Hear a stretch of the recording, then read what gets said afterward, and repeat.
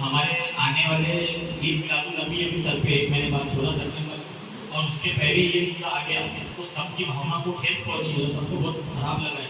सारे समाज का तय हुआ है कि इस बार हम ईद मिलाद नहीं मनाएंगे, पहले उसको अरेस्ट करेंगे और पहले हम इसको मोर्चा आंदोलन करेंगे और हमारी बात हम सरकार को सुना के रहेंगे। हमारी लड़ाई प्रशासन से नहीं है, हमारी लड़ाई सरकार से, सिस्टम से। हम सरकार को बोल के रहेंगे कि ये ऐसी कैसी सरकार है कि जिसके जो मुंह में आ रहा वो बोल रहा है हम लोग में कब तक बर्दाश्त करना।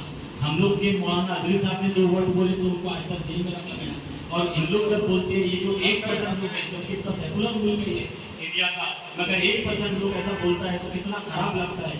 आज देखिए यहाँ पे डॉक्टर, इंजीनियर, एडवोकेट, व्यापारी लोग यहाँ जमा हुए, एक भी क्रिमिनल ऑफेंस वाला आदमी नहीं है। क्यों? क्योंकि यहाँ पर सबको ठेस पहुंची है। और हर हमारे इसमें बोला जाता है जिसके लिए दुनिया बनी, जिसके लिए आखिरत बनी, बच्चा बच्चा उस पर कुर्बान हुआ। तो ये सब बातें हैं। अच्छा हो गया कि आप भी आ गए, आप भी सुन लीजिए, देखो कल आपको रिपोर्ट देना पड़ता क्या हुआ क्या नहीं। अस्वासी रोजे जो एडिशनल जॉइंट सीपी थी उनके साथ भी बैठ के बात हुई। एक बार सहेगा, 2 बार सहेगा, 3 बार सहेगा, पर जब जुल्म की इंतहा हो जाती है तो उसका जवाब वो आदमी किस दिशा में देता है। You know very well, all of you qualified IAS पढ़ के आए हैं, IPS पढ़ के आए हैं, आप लोगों को ह्यूमन साइकोलॉजी मालूम है, आप लोगों ने ह्यूमन साइकोलॉजी भी पढ़ी है। तो आज हमारी साइकोलॉजी को समझो कि हम किस तरीके से मेंटल प्रेशर में है, और इस मेंटल प्रेशर में हम कोई भी कदम उठा सकते हैं, बट स्टिल संविधान के दायरे में। हम लोगों के भाई लोगों ने कहा डेफिनेटली संविधान के दायरे में। अब मैं बता देता हूँ सर, मेरी माँ ने इजाजत दी है, बेटा मैंने तेरे को कौम के लिए वक्फ की हूँ। अल्हम्दुलिल्लाह मेरी माँ ने इजाजत दी है, मेरे को कोई फर्क नहीं है, अल्हम्दुलिल्लाह कोई फर्क नहीं है। पर फर्क कब है? जब इश्क की बात आती है, हमारे नबी के इश्क के लिए। दूसरी बात, आज सीपी साहब से मीटिंग हुई, मरकजी सीरतुन नबी कमेटी शहर नागपुर ने, आज वहाँ पर एक एप्लीकेशन दिया और उसमें यही कहा कि सर हम ये डिमांड करते हैं कि आप नागपुर में भी एक FIR दर्ज करें और उस बंदे को यहाँ लेके आए। ठीक है। दूसरी बात यह है कि बस सीपी साहब ने बोले कि वहाँ हो गई, बदलापुर का 3-4 जगह हो गई है तो फिर अभी है। पर आपसे हम अनुरोध करते हैं कि सर अगर आप एक FIR करें और एक कड़क, देखिए सर हम लोग यहाँ इंसाफ की बात कर रहे हैं, बाकी और कोई बात नहीं कर रहे हैं। हमारा सिर्फ पुलिस प्रशासन से यही है, जब भी मुसलमानों का अगर पुलिस प्रशासन आवाज देती है हम आपके साथ खड़े होते हैं, तो आज आप हमारे साथ खड़े हैं। यही अभी हमारी डिमांड है, इससे ज्यादा और कुछ नहीं। हमने तुम्हें गवाह बनाकर और खुशखबरी देने वाला और डर सुनाने वाला बनाकर भेजा। यानी आका सल्लल्लाहु अलैहि वसल्लम को अल्लाह ने इस दुनिया में भेजा है, लिहाजा हमारे लिए सबसे बढ़कर अगर कोई चीज है तो हमारे नबी सल्लल्लाहु अलैहि वसल्लम के हिसाब सबसे बढ़कर।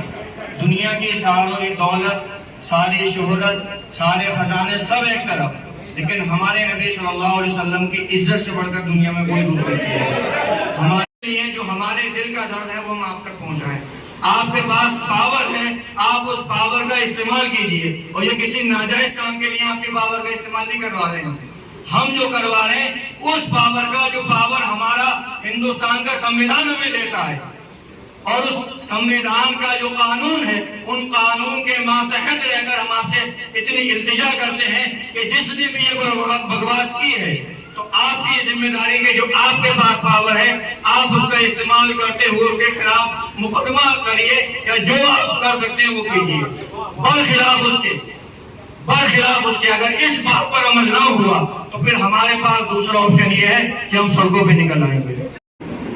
गुना दाखिल हुआ है, नासिक में हुआ है, उसके बारे में जो मोहम्मद पैगंबर के बारे में जो वक्तव्य किया गया है उसके अगेंस्ट जो आपको कानूनी इसमें कार्रवाई करने की आपकी बात रखी है, मैं आपका सब बात का सम्मान करता हूँ।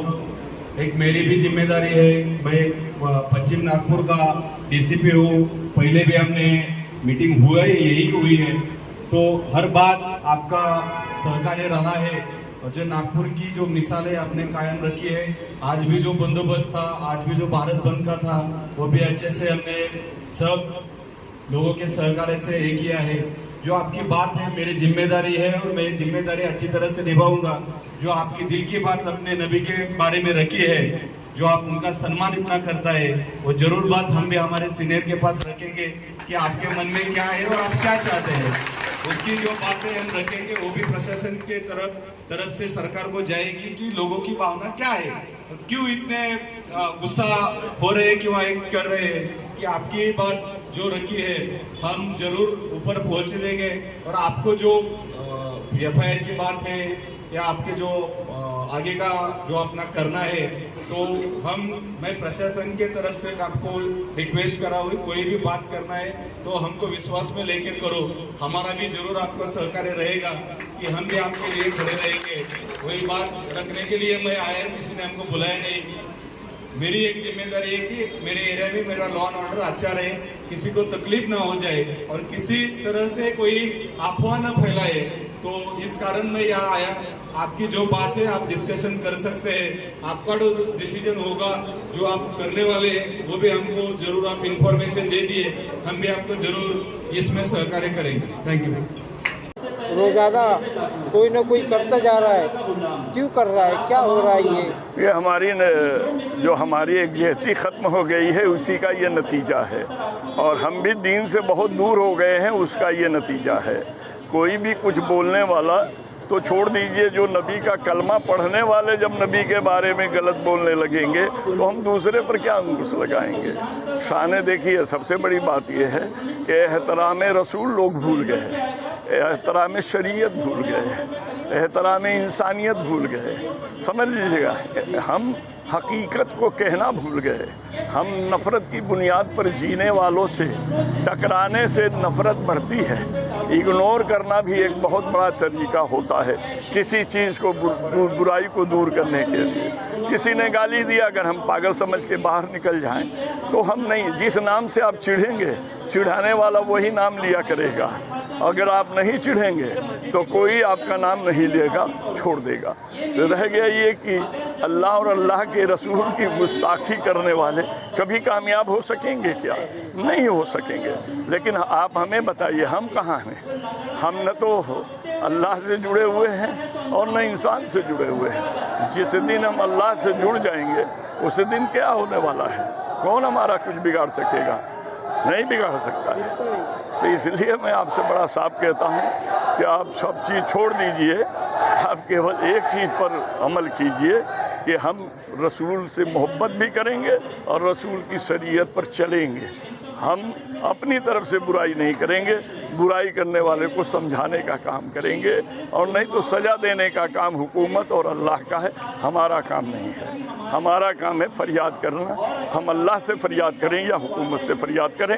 हुकूमत से फरियाद करेंगे तो संविधान के ज़रिए करेंगे, और अगर अल्लाह से फरियाद करेंगे तो शरीयत के ज़रिए करेंगे, इबादत के ज़रिए करेंगे। ये हमारा तरीका। आए दिन नामूस रिसालत सल्लल्लाहु अलैहि वसल्लम के लिए कानून बनाने का मांग की जाती है। नहीं, हमारे देश में कानून है, सभी मजहब के लिए है, मगर उसका अमल नहीं होता। नामूस रिसालत में कानून है, किसी भी मजहब की तौहीन पर है। अच्छा, नामूस रसालत एक अलग बात है, लेकिन किसी भी तौहीन पर है। राम को बुरा कहने पर आप पर भी है, कृष्ण को बुरा कहने पर आप पर भी है, किसी और पर भी बुरा आप पर भी है। तो कानून तो है, अमल नहीं है। तो क्यों फिर मुफ्ती सलमान अजहरी को जेल हो जाती है और रामगिरी महाराज आजाद? यही तो पार्शलिटी है ना। अगर ये पार्शलिटी हट जाए तो इस तरह की गुस्ताखियाँ भी ख़त्म हो जाए ना। ये पार्शलिटी क्यों हो रही है? वोट के लिए। जिस समाज का ज़्यादा वोट है, लोग उस समाज के फेवर में हुकूमत काम करती है। बस मुसलमानों को इस पर क्या अमल करना चाहिए? मुसलमानों को अमल करना चाहिए। आज एक बात बताऊं तो आप बुरा न मानिएगा, सेकुलर हिंदू बहुत हैं अभी। अगर सेकुलर हिंदू नहीं होते तो आज सेकुलर मुसलमान भी नहीं बचते। 80% और 20% में ज़मीन आसमान का फ़र्क होता है। तो अभी हमारे मुल्क में ऐसे गैर मुस्लिम भाई भी हैं जो आपके हकूक़ का साथ देने के लिए तैयार हैं। ऐसे में हमें उनके अखलाकों के साथ मिल के चलना चाहिए।